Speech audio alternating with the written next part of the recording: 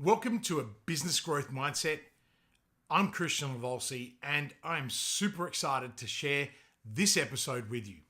To all the business owners and entrepreneurs, the crazy ones, the believers, the doers, the clever makers, the action takers, and everyone else in between, this podcast was designed for you. For the past few weeks, I have been focused on leadership because I believe it's one of the biggest issues facing business owners and C-suite executives. Too often I see organizations struggle with leading their teams and empowering them to take action. The result of poor leadership means less time, loss of productivity, a dysfunctional culture, and often failure. So it's fitting that this week I address a key competency that all leaders, teams, and individuals must develop in order to flourish and grow. Today, we start on our journey on resilience. Now, what it is and why does it matter in business and life? So stay tuned and listen up because I am confident that you will love this episode.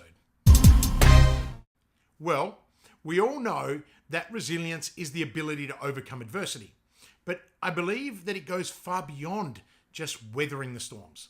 Resilience is learning and growing from the challenges that you face. For this reason, at its core, I see resilience as a difference between failure and success.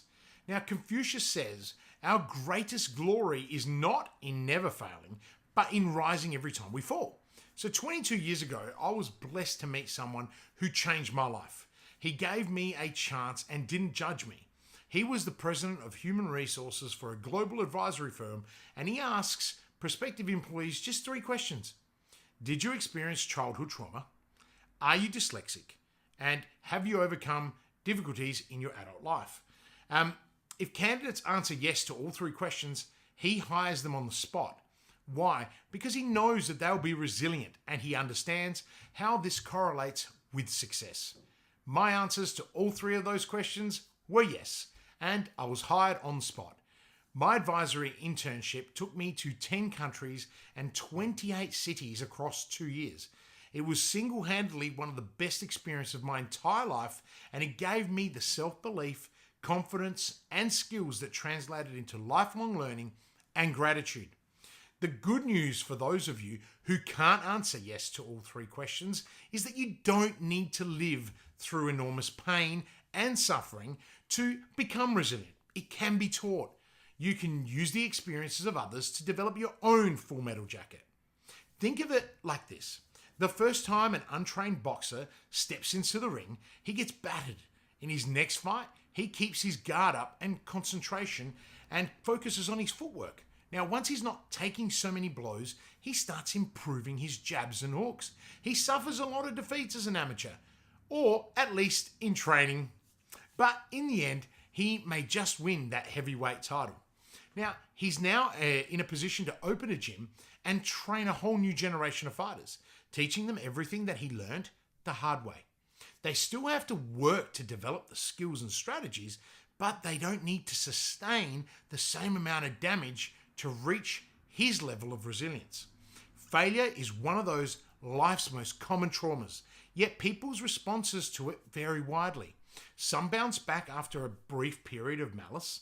Others descend into depression and a paralysis of fear, right? Research has taught us how to distinguish between those who grow from failure and those who will collapse, but also how to build the skills of people so they will not collapse. Essentially, it's about getting into the right frame of mind to succeed, and I call that a growth mindset. It is natural to question yourself when you are faced with anything new, which is why it takes time to become resilient. Even though the experiences don't have to be firsthand, they do have to become part of your thinking. Now, Bonassa states that there are multiple and sometimes unexpected pathways to resilience. I agree with this, although I would qualify it by saying that certain factors are constant. Now, the key principles in relation to resilience and failure are individuals with resilience bounce back from failure, and developing resilient competencies and working from the strengths enhance individuals' ability to learn from the failure, avoid negative responses to failure, and to some extent prevent future failures. Firstly, You have to let go of being a victim. This means allowing yourself to make mistakes and accepting that there are times when you will fail without automatically writing yourself off. Once you have mastered acceptance, you can begin to work on embracing your mistakes and your failures in the knowledge that they provide opportunities for you to learn. Cannon and Edmonston argue that the aim should not be to avoid failure, but to fail intelligently and know that we will learn much from our failures. Resilience is the key to achieving this aim. All of this is tied to the first and most important lesson of developing resilience, the knowledge that you are not alone. We all make mistakes, we all fail, and we all get things wrong.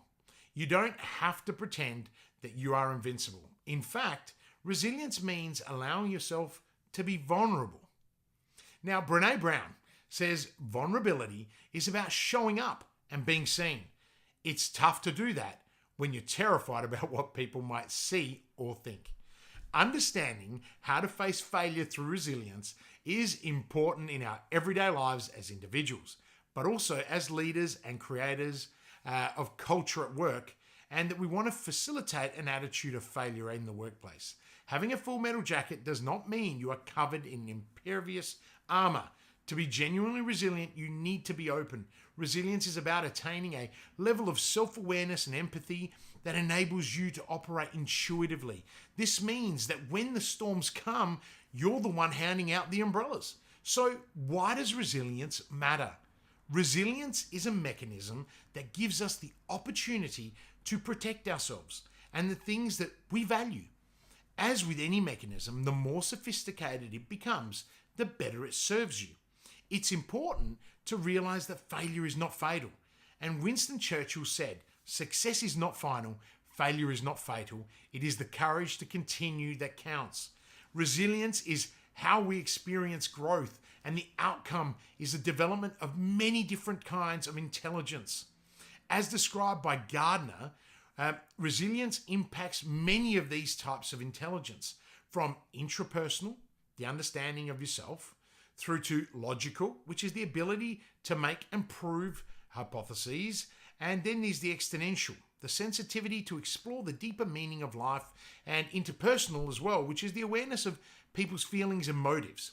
It's one of those amazing things, like love and happiness, that you can never have too much of. In fact, it helps you to nurture these aspects of your life for the simple reason that it is the quality that stops you from hitting the fuck it button when something goes wrong. Now, this is because resilience gives you the ability to focus on what's important instead of focusing on the situation.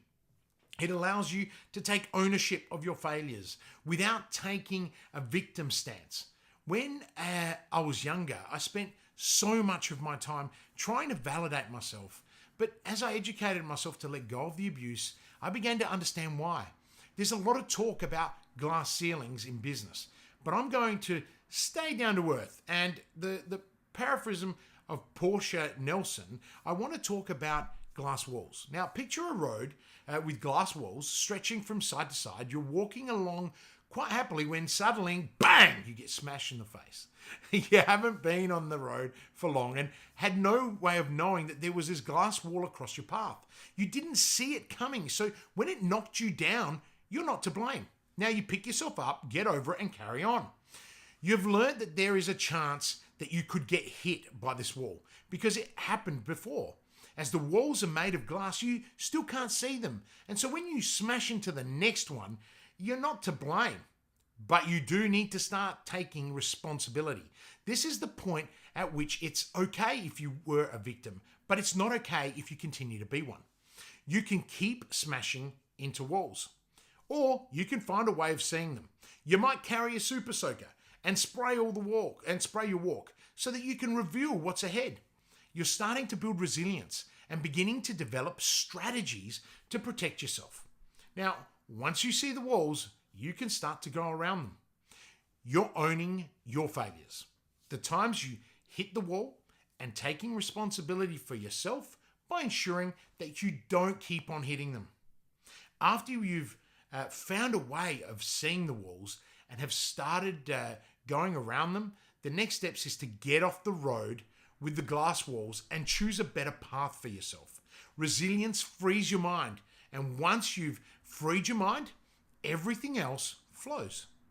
Resilience is one of those critical elements to flourishing in your life, according to Dr. Martin Seligman, the man behind the well-being theory.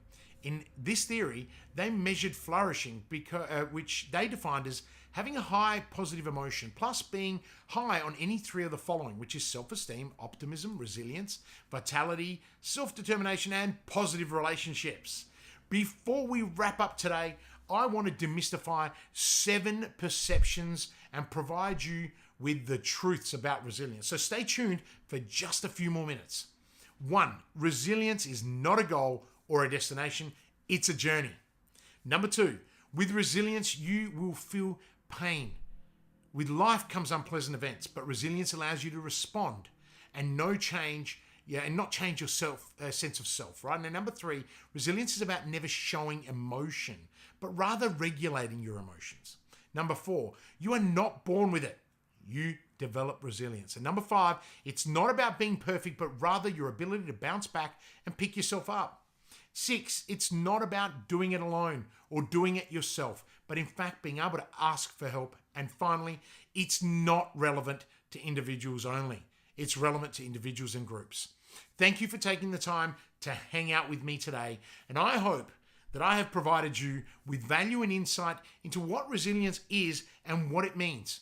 Next week, we'll dive deep into how to build resilience, so get excited, share the podcast with your friends, and get ready to create a watch party next week. If you're enjoying the podcast, please take a few minutes to write a review and provide a star rating if possible. Don't be shy. Share it with your friends, colleagues, and family. I can't change the world on my own. I need your help. And as a community, we can help others in our inner circle and our community develop resilience strategies and a growth mindset. Until next time, or at least until next week, I'm Christian Livolsi, and as always, live with purpose.